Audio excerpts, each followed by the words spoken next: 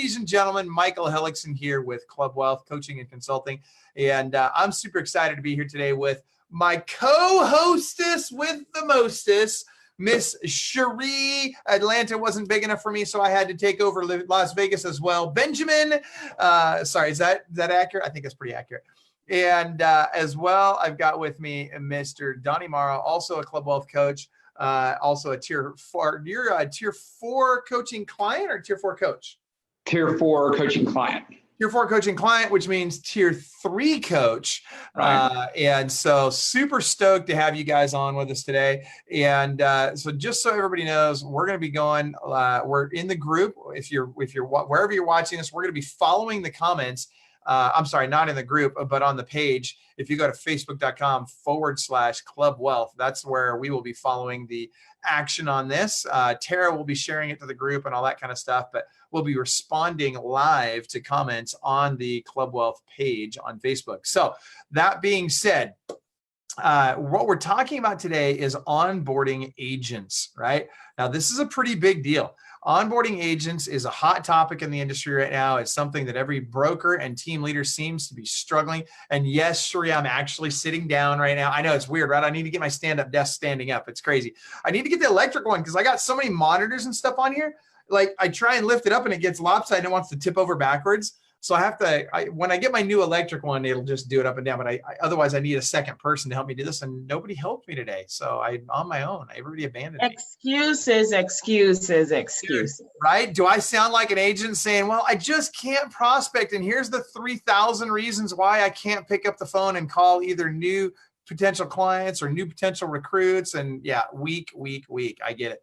So okay. Donnie, you and I will show him how it's done today. Absolutely. I love that. Sounds like he's had look at that. Austin just ran up here. Look at this. My son is a stinking rock star. He just walked up here to help me. Pull it up. And here we go. Look at that. We are now in standing position as we should be. There we go. Thank you, Austin Hellickson. Appreciate that. All right. So that being said, dude, if you can't have your kids. Honestly, that totally looked weird, I will say. I was like, what is he doing? That's funny. Well, here's the deal. So I want to, before we get too far into this, I want to make sure that and Aaron, I've just sent you the invite, and Cherie, I believe I've got the invite sent to you. Oh, here it is. That way you guys will see it on your Facebook. You can jump into the chat. I want to put a shout out to our sponsor, Wise Hire, which is a very appropriate sponsor, especially for today's call, because we're again talking about onboarding agents, whether it's to your team or to your brokerage. Now, you guys, this is a major topic, and here's the problem that I have with this. So many people, and I want to hear Aaron, Donnie, and Cherie. I want to hear, not to be confused, by the way, with Donnie and Marie.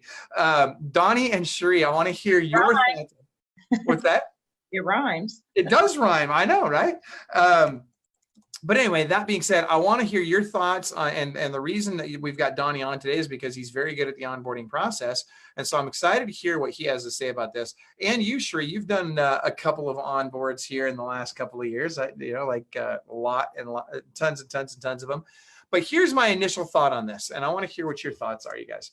My initial thought on the whole onboarding process is that people tend to make it way too complicated, and they expect it to be perfect before they start recruiting. What do you guys have to say about that? Yeah, they do. And then they get wrapped up in the training aspect, which is definitely important. But the biggest thing is implementation, because it costs you such an investment as a team leader in, more than anything, time in the beginning if you're still doing your own training like I am. And if you don't get them implementing right away, you could find yourself 2 or 3 months in the hole before you even start to try to get any kind of return back from that agent. So it can be really difficult. And then take that and imagine trying to onboard 3 or 4 at one time, and all of a sudden you're quadrupling that investment and not even having a chance to get anything back for 60 or 90 days. If you're not doing it properly, it could be very devastating to the bottom line. So Donnie, okay. I've had the pleasure of coaching Donnie, but so let's go back a little bit and let's talk about some of the mistakes that you made earlier on when it came down to onboarding your agent. So probably when you first came, what were you doing as far as onboarding? Yeah, so I owe most of this to Cherie, actually, in Club Wealth. So this may be boring for her. She's definitely heard it before and probably does it better. But what I had done in the past was I really just didn't have a plan, to be honest with you. I was kind of winging it. and I hired people. I think I was smart enough to hire. I didn't call it hiring for fit, culture, fit, and personality, which is definitely what I hire for now. And that's a huge mistake if you don't hire for that, number one. And I didn't call it that, but I think I was, from past business experiences, I did pretty well hire for that because I knew if I couldn't get along with them, it wasn't going to work, just from past experience. But more than that, just no plan whatsoever. It's kind of like hire them, give them some leads, give them advice every day when they had questions, and hope that they showed up. So no plan, no standards, meaning they didn't necessarily have to make a number of calls, or I had the wrong standards. After I had no standards, I came up, I said, man, I need some standards. So my standard was, you got to call every lead 10 times if you can't reach them, which isn't bad compared to what a lot of agents do.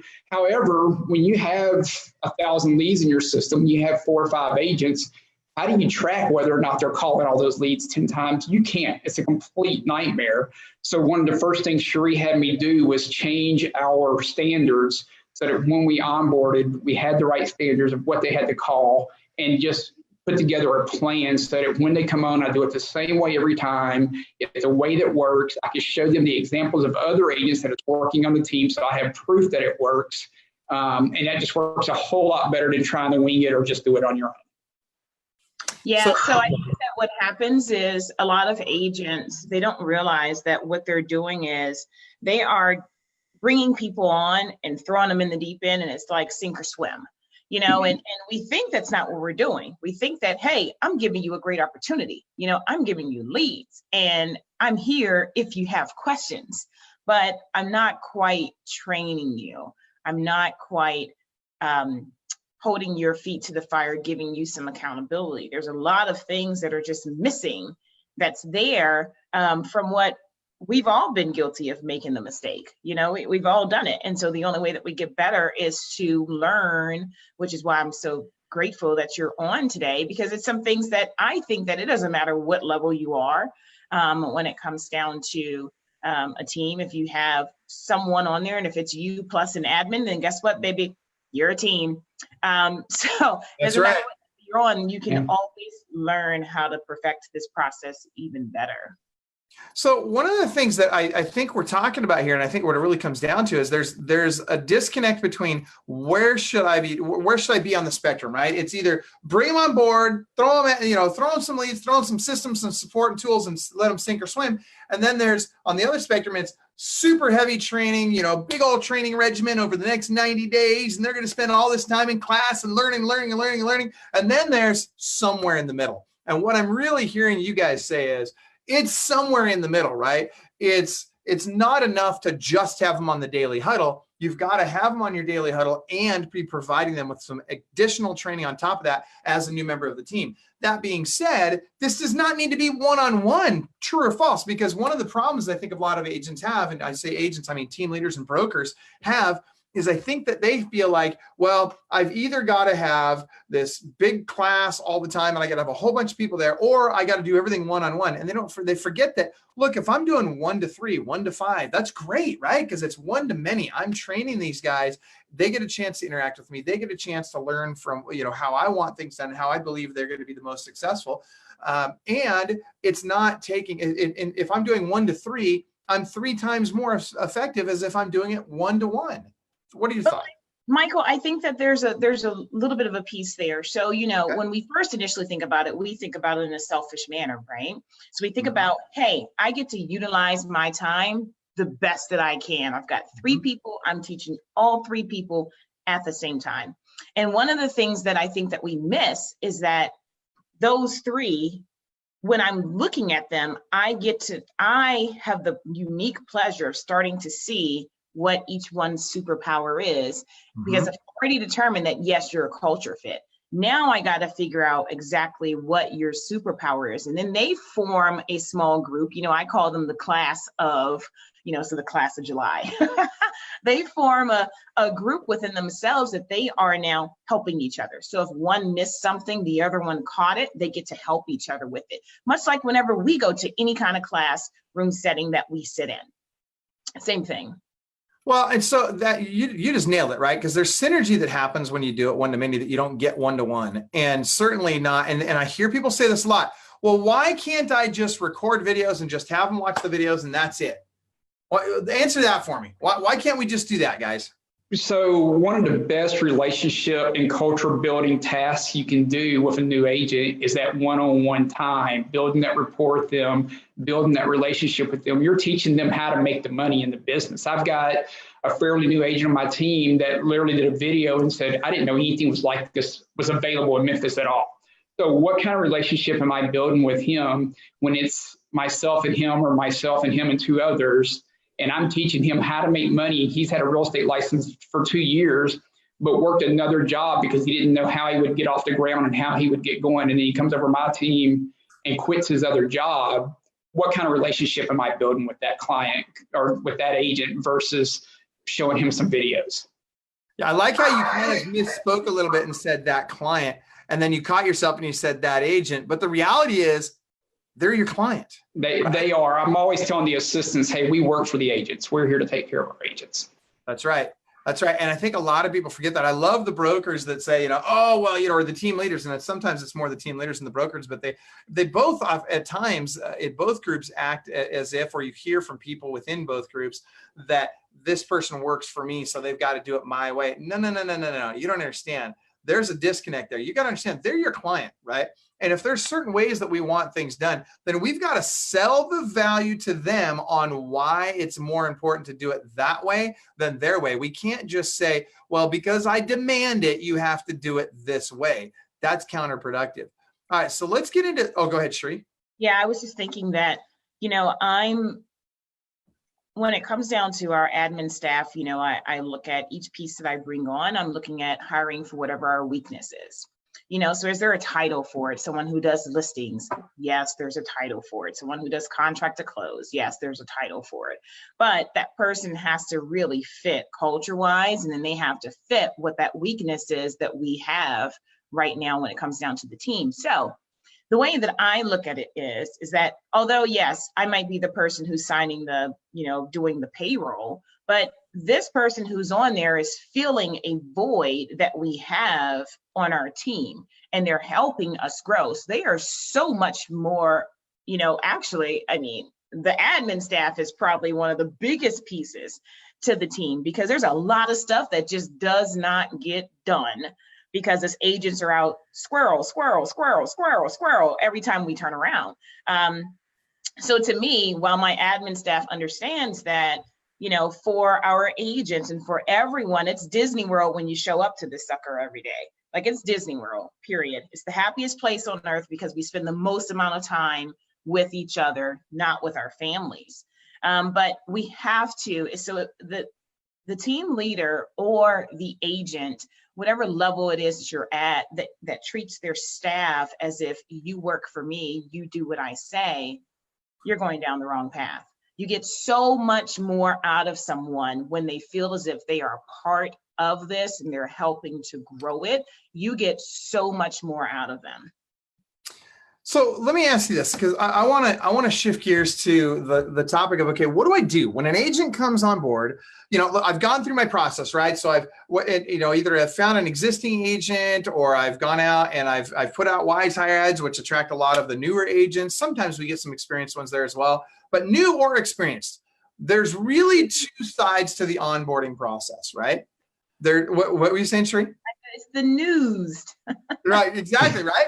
And I love them both, right? There's reasons why both make sense on your team. And I think that's another big dilemma that the industry has is, should I hire experienced agents? Should I hire new agents? And for me, I feel like there's a place for both. Honestly, I feel like I'm most productive long-term when I bring a new agent on board, but I'm more productive short-term with the experienced agents. So that the problem with the new or the experienced agents is you've got to untrain a bunch of bad habits. A lot of times they come with some ego. A lot of times they're not as willing to kind of be molded into a system that we know works because they feel like they've already got all the answers. And that's not always the case, but it's often the case.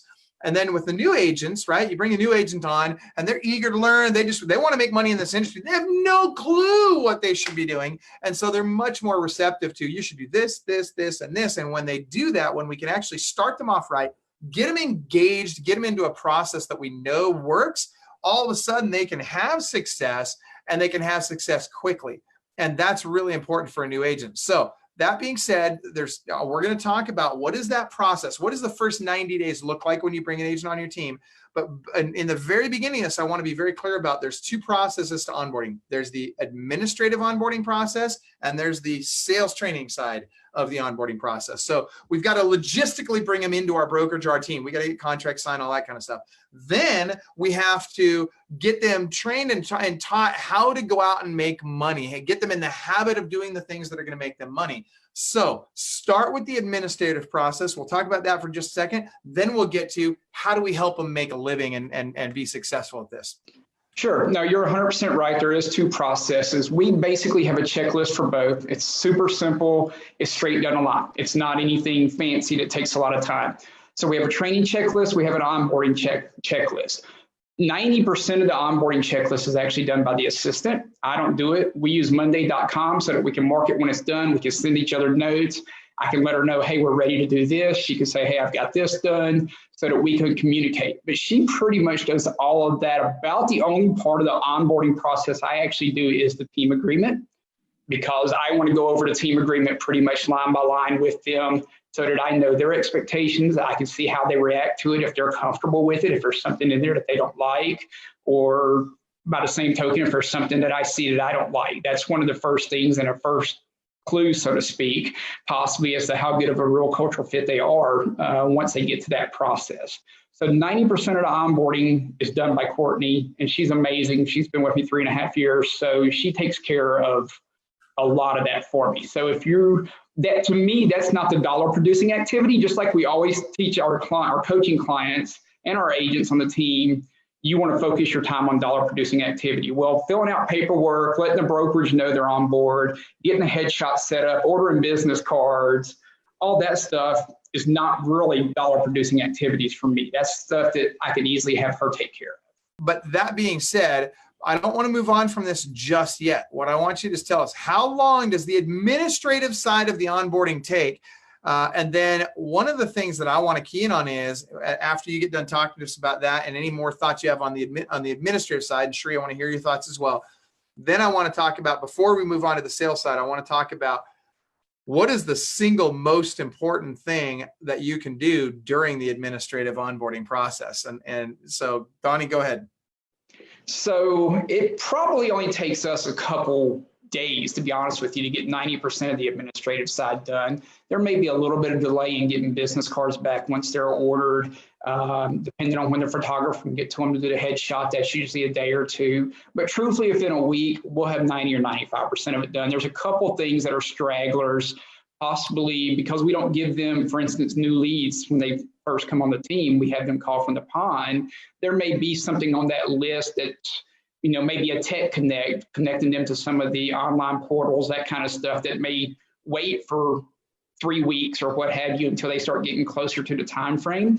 But of course, that's a great thing about using a program where you can keep up with what's done and what's not done, is you can set a reminder for yourself to do it 3 weeks out or whenever the case may be, and see where you are on that.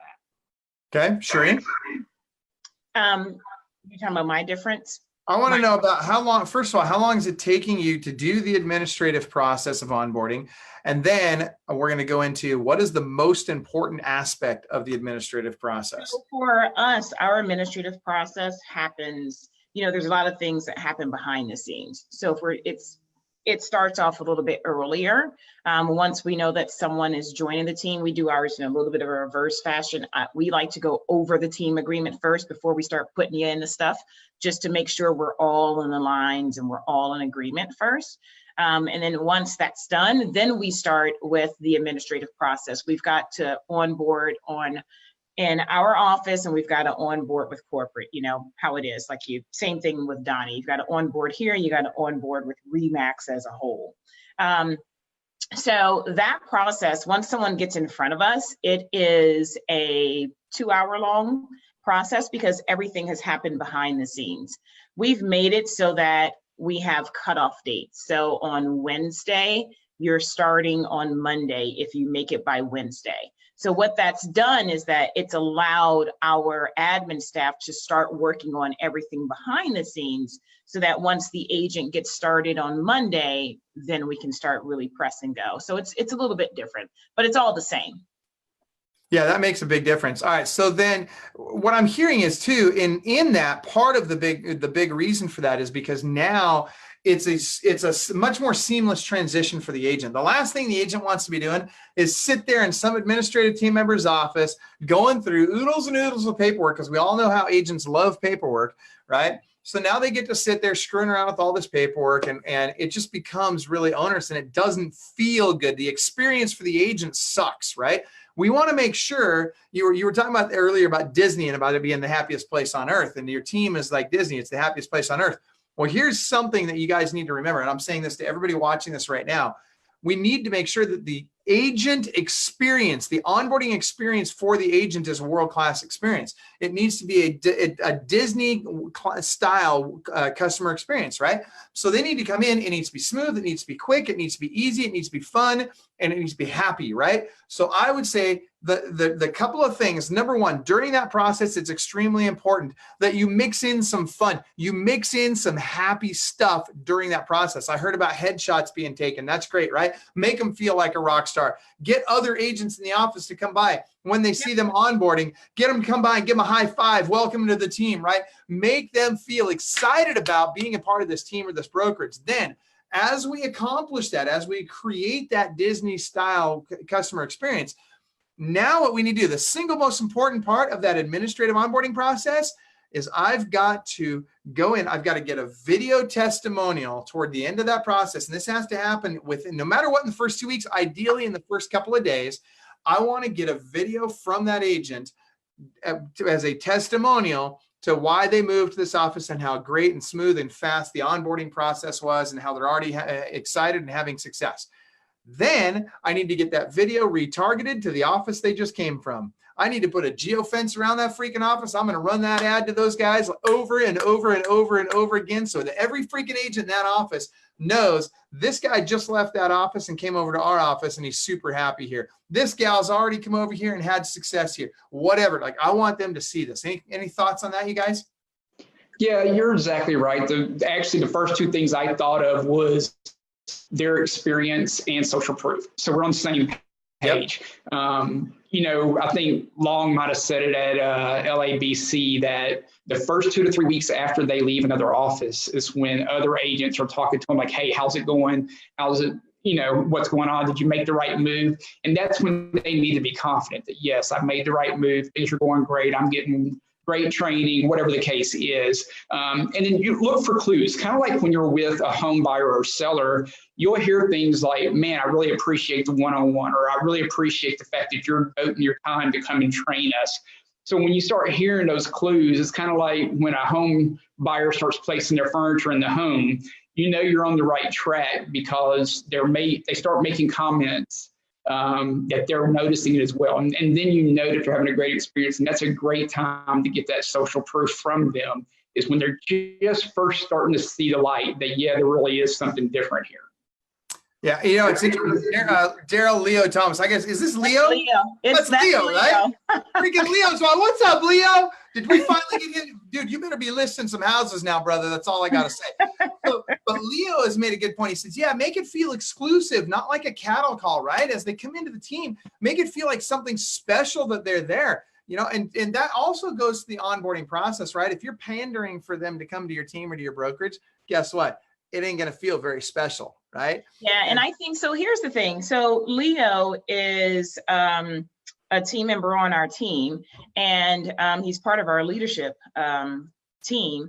that's there. And his office that he sits in is right next to our recruiter and trainer's office.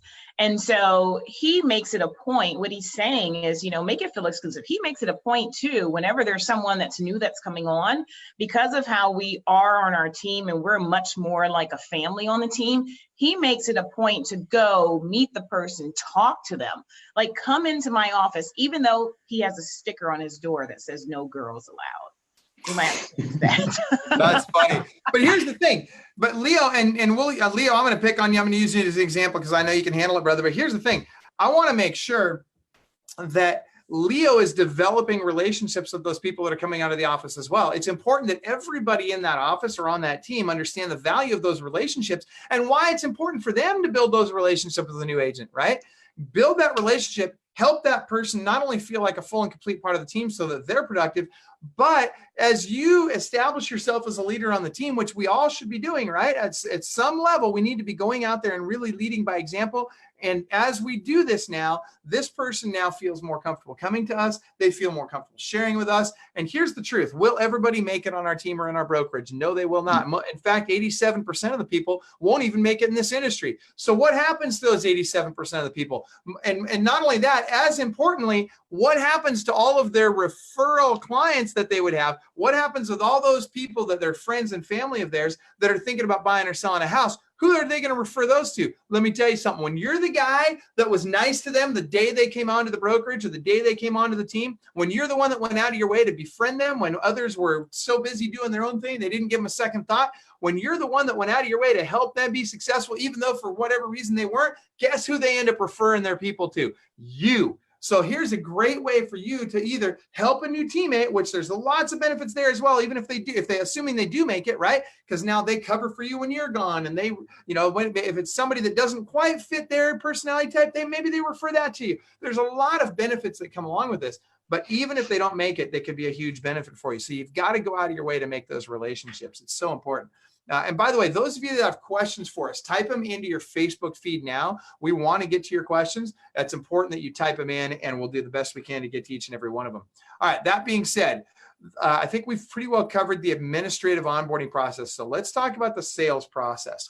One of my big concerns here is, especially those people that feel like they've got to have this. I talked to a client this morning that, you know, they were talking about, oh, I've got to build out this really robust onboarding process so that I can make sure that, you know, I've got videos and all this training so that when people come onto my team or into my brokerage, they're not lost. They know exactly what to do.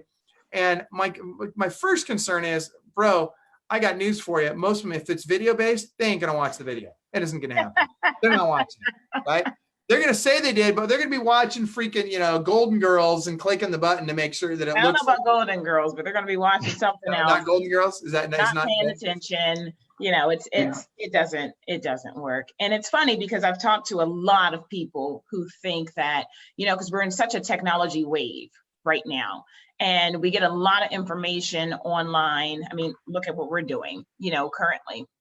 And they think that if I just put it all in the video, put it all into one place, then the agents can just go there instead of coming to me.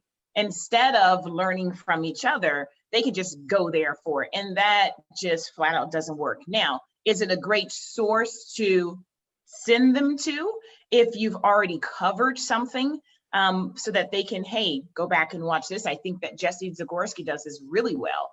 So he will record his trainings and a lot of his meetings that he has. And so whenever an agent brings something up again, he can send them back, you know, to that on whatever day that was for them to listen to first and see if they get their answer that way. But you can't do that initially. You can't take away the human process of this. That's just, you know, it's like the agents who complain that there's Amazon that's coming, that there's all of these other tech, you know, iBuyers getting into our space, and you're trying to do that on your team. That's exactly what you're doing. Yeah, you're just a lot of these agents are just jealous that they didn't think of it first, right? And so, but here's I'm jealous I didn't think of it first. I know, right? but here's the reality too. You know, I mean, you think about this. Video should not be a replacement for us doing the training that we need to do. It should not. It's just like, you know, people want to make text messaging a replacement or drip campaigns a replacement for one-on-one contact, voice to voice and face to face. I got news for you guys. That is not what's working out there. And here's the reality. Do text messages work for nurturing and follow-up? Yes, absolutely. They're very powerful for that.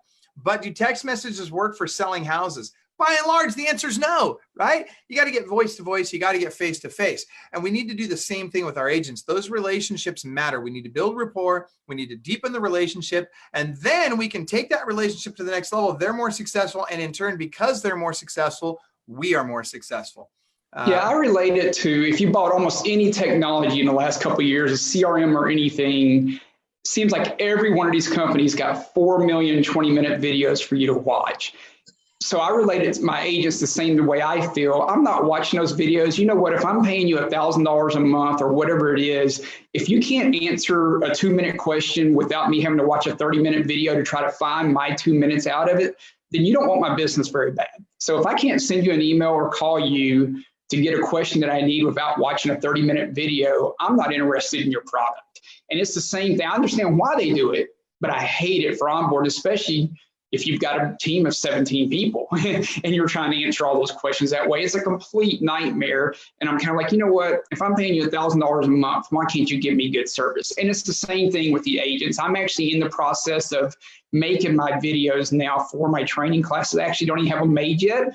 For that reason, I want it to be a reference for them after the fact, but it doesn't replace giving them to class. How does what's day one of your training? So I've done my onboarding process. I've been there with Courtney. You know, there's some things that are working in the background. We understand that. So now that I'm getting started with my training, what does that look like? So day one is absolutely learning the CRM. How to use the CRM, that's what it is. Depending on the agent and how well they seem to pick the CRM up, we may start on scripts that day, because the first 2 days are CRM and scripts, because those are the two things they really need to get on the phone and start taking action, because on day 3, we want them on the phone taking action. Listen to you. But a lot of people, I won't let an agent touch the phones until they've been with me for at least 2 weeks and been through all this training and blah, blah, blah, blah, blah. Dude, what do you guys have to say to that? Because I hear that a lot. Yeah, no, well, remember I talked at the beginning about your investment of time. First of all, there could be times when you could even have an agent come in and guess what? Day 3, they're not picking up the phone. Day 4, they're not picking up the phone. Well, you can head that off very quickly and either find out that they're not a fit and possibly save yourself the time of even having to train somebody that's not going to work out anyway. Or you find out very quickly, hey, this person is a rock star. They're knocking out 200 calls a day because they have nothing else to do. They actually listen to what I said when I explained to them that, hey, you're brand new. You don't have any clients to go show houses to. Why not make 250 calls a day? Why not treat it like a business from the beginning and truly put your time in? Don't just spend an hour on it and pretend like you took massive action because you didn't. So it tells you a lot right away whether or not they're going to be any kind of culture fit at all. Dude, yeah, because let's face it, everybody brings their representative with them to the interview. That's what happens. You know, their representative comes, they're so gung-ho, they love this opportunity, they can't wait. Like all of this stuff comes, I'm going to do this, I'm going to do that. It's such a great opportunity. Oh, thank you, I've been looking for this all my life. And then when it's time to get in the mud, they don't want to touch it. That's right. Know? So that's what happens. So we do the similar thing. It's you come on, we get onboarding going. We give you homework from that to where you have to start learning, you know, part of the script. You do watch some videos on the CRM aspect of it. And then the next day you're coming in and we're getting started with a little bit more of the CRM, but we start you on training. You know, I also think that this is very much our fault as leaders, right? Somebody comes on board, we need to make sure that they understand, to Donnie's point, that look, you're unemployed right now, right? Think about this. I always tell people that have no job and they're like, oh, I need to find a job. Okay, great. What are you doing to find a job? Well, I put a couple applications in yesterday. I checked the paper, I checked Indeed or whatever, blah, blah, blah, blah. but you know, and how many applications have you submitted? Oh, a couple. Are you freaking kidding me? If you are unemployed right now, whether you're in real estate or not, any industry, if you're unemployed, you need to treat finding a job like a full-time job, right? That's part of the problem. That's one of the things I hate about our employment system. I'm not going to get all political on y'all, but dude, if you're not treating it like a full-time job to go out and find a job, you don't deserve unemployment. You don't deserve freaking any of that money, because you need to do your freaking part to go out and find work. If I'm a real estate agent and I come on to your team or into your brokerage, you as the broker need to be, and or team leader, you need to be teaching me, hey, look, you're unemployed right now. You need to get rock and rolling, because how you treat me that first week to 2 weeks and what systems and habits I get into that first week to 2 weeks, that's going to dictate my future with that team or that company. If I come in and I get used to, oh, I don't have to be here every day. Oh, I can roll in at 10 o'clock or noon or whatever. Hey, guess what? That's going to become my habit. That's going to become my new normal. If I want to be more successful than I was at the last place I was at, I have to have a new normal. That new normal has to include I'm showing up at the office at the same time every day. I'm aggressively going after it every day, and I'm not screwing around. And that's our job as team leaders, to not only, to show here's what that looks like, but to enforce the accountability that, hey, look, we're going to inspect what we inspect. Excuse me, we're going to inspect what we expect on a daily basis. You're going to do A, B, C, X, Y, and Z, and we're going to help make sure you do that because we want you to be successful. Now, that being said, go ahead.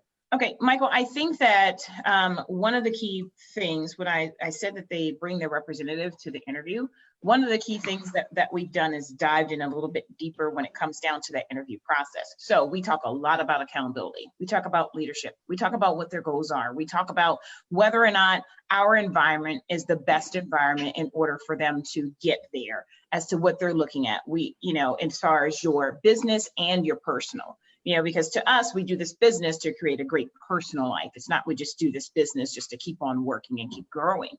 But we hone in a lot on what we do a lot of, and that is accountability. Mm-hmm. And whether or not you are a person who works well with accountability, or if you don't work well with accountability, what type of leadership style do you work well with? What type of leadership style don't you work well with? We do a lot of those questions in an interview, and we make sure that they understand that what we have right now and what the process that you will go through in your first 90 days is for us to help you become productive, but we can't force you to be productive. So Sheree, what I'm hearing you say is the onboarding process really starts at the interview. It starts at the interview. It starts at the interview. Because we're not just looking for a culture fit, so we can try to. Although that's important. Yeah, it is, it's huge. It's very huge, but we're not solely looking for a culture fit. We're trying to see whether or not I can stop having the person that gets broken within the first 5 days. Okay, so I need to back up. We're going to go into more of exactly what happens. We've only got about 15 minutes left, so we got to do this rapid fire, but we're going to talk more about what happens those first couple of weeks.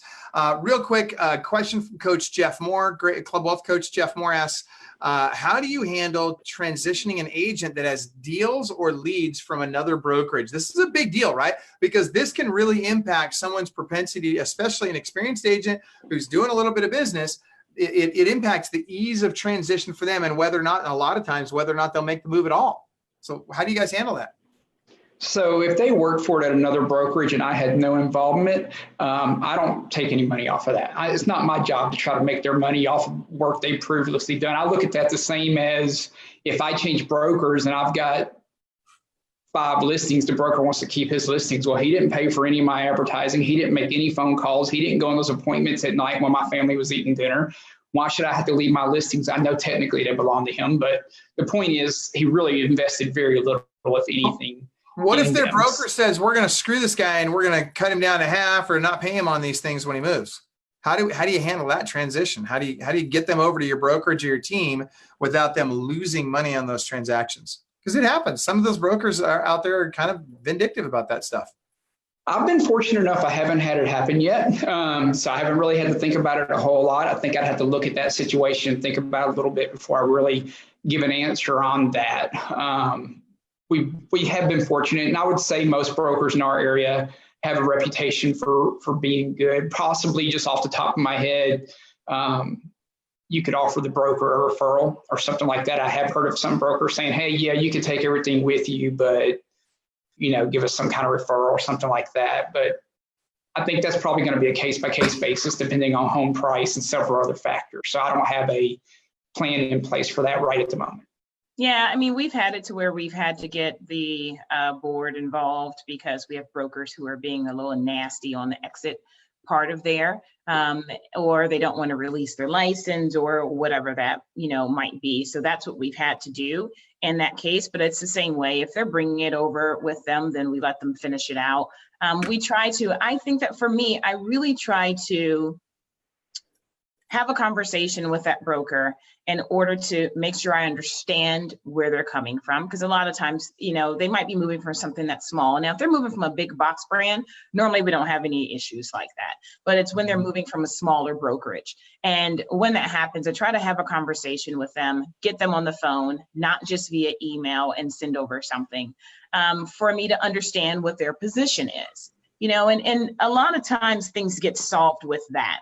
If we come into a sticky situation of that manner, you don't have to start fighting with fire and all of that. Most of the time you can handle it that way. But to answer Jeff's question, when someone that comes over and they have business that they're in the middle of, then they can finish that business off. It's the same thing. One thing that I've also seen some agents do, or some brokers and team leaders do in situations like that, if they've got somebody that says, hey, if I move, my broker's screwing me out of these commissions, I'm going to lose, $5,000 or whatever. Then great. All right, come on over here on your first, we'll do 100% on your first couple of transactions, whatever it takes to get to that $5,000 back for you out of our side. Great. Come on over and we'll take care of that. That way you're not losing a thing. And to the brokers who do that, just think about what your reputation is like when that happens, when you do things like that. And to the agents that leave and take things with them, think about how that reputation follows you. And if you don't think that all of us talk, believe you me, we all talk. We all talk about brokers, and it all happens, especially look at it, Memphis, you're all talking about the same stuff, the same people, so. Well, and then you got to ask yourself, am I leaving a trail of dead bodies behind me everywhere I go? I mean, you can't be doing that because, man, this is a small industry. I don't care. It doesn't matter where you're at. It is a very small industry. So good stuff. All right. We had one other question that I wanted to get to as well before I forget. And then we're going to continue on. We've got 12 minutes left and we're going to talk about that first 2 weeks. So Mel Parsons asked, and hi, Mel, wonderful Club Wealth coaching client. We all love Mel. When do you introduce the new team member to the rest of the team? This is a big one. It is. So I bring them in typically at the very next meeting. Whenever they start onboarding, I introduce them. I want to get them into culture, meeting the agents. And we talked about this earlier, and I really didn't put a whole lot in, but I do all my training out in the open. I have a small brokerage. We have a huge entryway, foyer, whatever you want to call it, with TVs and stuff like that on the wall. But we only have 4 small offices, and there's typically people in those. Fortunately, with it being a smaller brokerage, most of the people coming through are either on our team or on my broker's team because they're the only 2 teams there. That's the whole brokerage. So it works out really great doing it out in the open because they're meeting people who come in. The broker may come in, his wife may come in, people on his team come in, people on our team come in. So as I'm training them, I do it all open where they know there's no secrets. It's not like I'm training them differently than I'm training anyone else or anything else, telling them something somebody else hasn't heard, number one. And then number 2, they get introduced to a lot of people that are already feeling comfortable within the brokerage. And then I bring them in to the very next meeting. Once I start onboarding, unless I see an issue that for some reason would make me hold off, which is very rare, I'm going to bring them in and introduce them to the whole team at the next meeting so they start feeling like they're part of the family. So our introduction happens at on the admin side of it. So the admin, we have a separate group, so most of the time they've seen a couple of key pieces already just from them being on their interview, them being in and out of the office, just that initial side of it. But then we do onboardings on Monday. We do our team meetings on Monday. So they actually get introduced to the team at that time because heck, we're all in a meeting. You're here too. But if onboarding happens prior to the meeting, then they get introduced to the team in the group where everyone welcomes them to our team. So that's how it does. That's how it gets done, Mel. Okay. All right. So let's move forward to, we're going to talk about these first 2 weeks that someone's on your team. And what I want to start with is what happens the first 2 days they're on your team. We talked about the administrative side, but on the sales education side, what happens in the onboarding side in terms of how we're going to get them into transactions? Actually, I have 2 questions. First of all, how quickly do they go from new member of my team to first transaction under contract? And then how do we get them there in that first couple of days? And then we'll move into the 2 weeks. Definitely. So our goal is to have everybody under contract in the first 30 days. And the way that happens, as we mentioned earlier, is number one, sync training or whatever CRM you use. They've got to know how to use it. That's the lifeline. That's where the leads are. That's where they've got to set reminders, which is the lifeblood of their business, to start building that pipeline. And then number 2, script training. I really call it more of a template than a script on the buy side. Give them examples. We do have a script, but like I said, it's almost more like a template because the buyer calls can all be so different. It's not quite the same as like an expired script or a physical script would be. And then we role play that script. So typically I do that in 2 days. Sometimes I can get it done in 1, but I've learned somewhere between an hour and 2 hours, their eyes are glazing over. I can hardly ever go past 2 hours. That's just too much for them and me, to be honest with you, a day. A lot of times I'll try to do an hour on day 1 on CRM, an hour on day 2 on scripting and role play, and then on day 3 I want them on the phone. They know how to use the CRM. They should be semi-comfortable on the phone. They're going to be a little nervous if they're not used to it, sure, but they know how to keep track of the people they talk to. They know how to take notes. They know how to set reminders. They know how to find their leads. And then number 2, they know pretty much they've got a general idea of what to say. We've already practiced it, so they've already practiced it with me, which is good. Obviously, if you're doing group onboarding, group training, they get to practice with one another as well, so it's not just one person, so they can hear that different personalities may say things in different ways, which is really good. On day 3, I want to be able to see them on the phone. I want them to pick up the phone and start taking action. If they don't start taking action pretty quickly, they have to get real lucky to be able to get the first contract in 30 days, because we don't start them off with brand new leads. So it's not like they're getting leads that are coming in saying, hey, I want to go see 123 Main Street. They're calling old leads, which oftentimes are great leads, but they may take a little bit of nurturing, because they may say, well, yeah, I inquired about a house 6 months ago. I'm not quite ready, but I will be in 2 months from now. So they've got to know how to handle the differences and start building that pipeline. Okay. So, and by the way, before I forget, everybody, if you would just check out in your chat boxes there.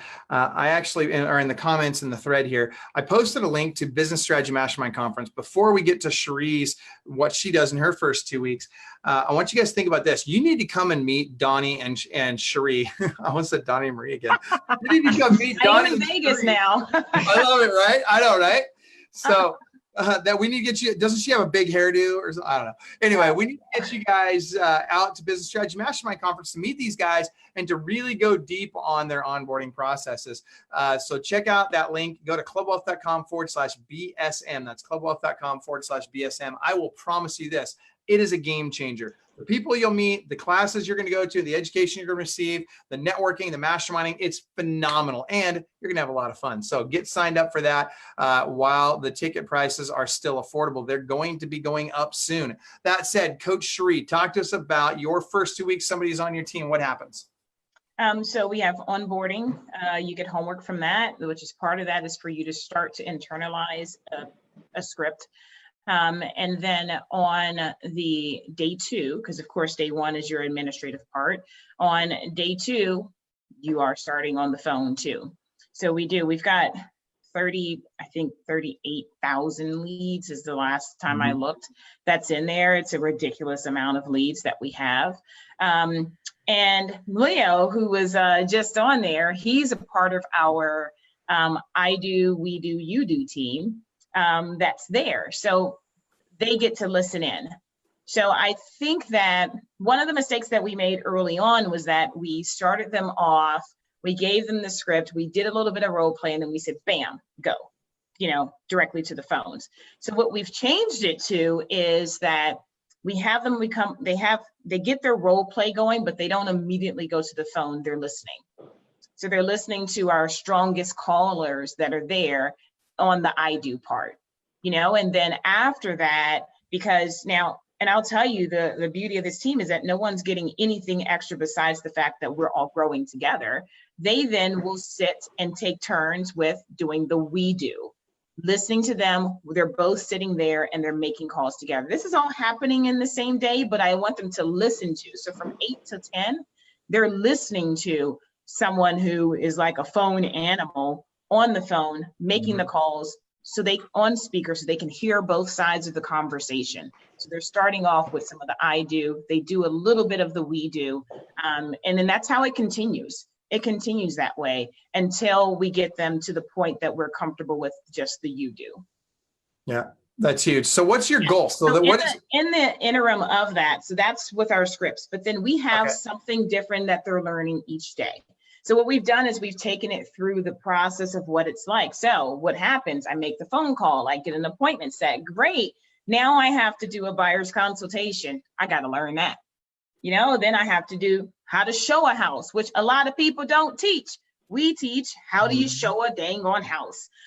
So they've got to learn that. They've got to learn open houses. They've got to learn contracts. So there are something that's every day with the exception of Friday. Friday is the one day of the week. So we stretch this out over 3 weeks, but there's something between 11 and 12 that they're sitting down, classroom style learning. What about you, Donnie? We do it very similar, actually. I need to add the we do. I love that. That's very good to add it actually on the phone call. I think that does a couple of things. I almost always hear from new agents is, man, I talked to so many people that have already bought. One come the agents are letting them slip through the cracks, which is awesome because they see that there's opportunity right away and they see that you have to follow the system and follow up with those people. Number two, by doing the we do, they're also going to hear that, hey, even this rock star doesn't hit a home run on every phone call. So many agents focus on when they didn't get a yes. I don't care about when you didn't get a yes. I care about when you do get a yes. So I think those are awesome. We do the same thing. It takes 2 to 3 weeks. It's usually 3 days a week for 1 to 2 hours. And we do some of the same classes. Agent etiquette, believe it or not, that we have to have classes to tell agents to turn folks' lights off and lock their houses up, which is it's terrible, but we have to do it. And that's like the class that every agent's like, oh, I don't need that. Yes, you do. Another one is perfect day schedule. They don't think they need that. Yes, you do. Absolutely. Agent etiquette, how to show a house, how to set appointments. We have a class that I just added recently from from lead to client.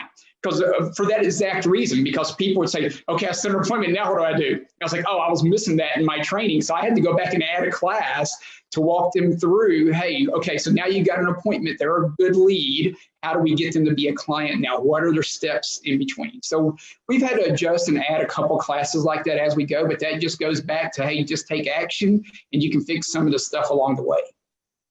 Yeah, I think really what it comes down to, and by the way, we're out of time. We're going to have to wrap this up, but I think really what it comes down to is we need to have a very simple system that we follow consistently every single time. We will dial that system in. It starts with a checklist, right?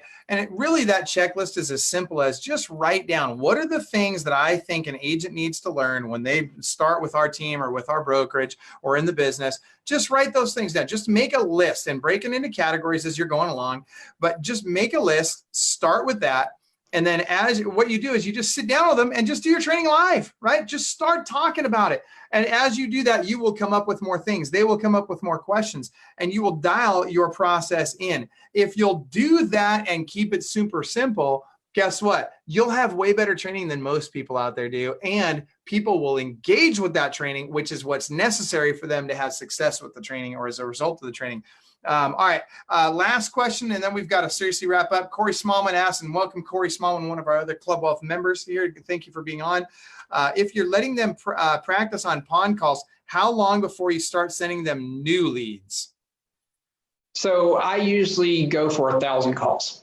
I want to make 1,000 calls. Typically comes in within 2 to 3 weeks, but it depends on how they're doing it. If they're out writing offers on pawn leads, because some agents do, we may bump that up if they're ready. So a little bit, it goes by them. So I tell them 2 to 4 weeks. And in my mind, that's the plan. You're going to call from the pawn for 2 to 4 weeks, depending on how you do. The rock stars can be quicker. The people who take a little longer, obviously, are closer to the 4. Also depends on if they're a brand new agent or if they're experienced. If they're an experienced agent, they tend to do better like you said earlier, they have early success versus long-term. For me, it's once you go under contract. Once you write a contract. Once you go under not right. Once you go under contract or in escrow or binding, whatever your state calls it. Gotcha. Okay. Yeah. So once that happens, because what tends to happen is it ends up being about the same process there. With the time frame that it takes for someone to get under contract, it ends up being about the same process. Now, getting to consistent contracts is different, but for them to at least go under contract the first time, that's when it shifts. I love it. I love it tons. All right. So that being said, you guys, we've got a great download for you for free. Donnie, what is in the download? What are people going to find when they go to clubwealth.com/Donnie Morrow? And I am putting this in the text right now.